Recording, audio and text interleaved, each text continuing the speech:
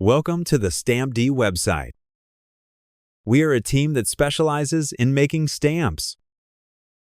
Now I will share with you how to combine stamp images with Word files. First, we open the commonly used Word software and load the file that needs to be stamped. The doc or docx format is okay. Then add the stamp image that has been made. Then adjust the size of the stamp image and the appropriate position in Word. Remember, in Word, we can select the overlapping area of the image and text.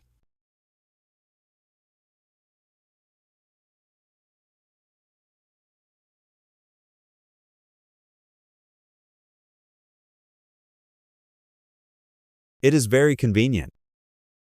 We select the appropriate position and then save it as a new Word document.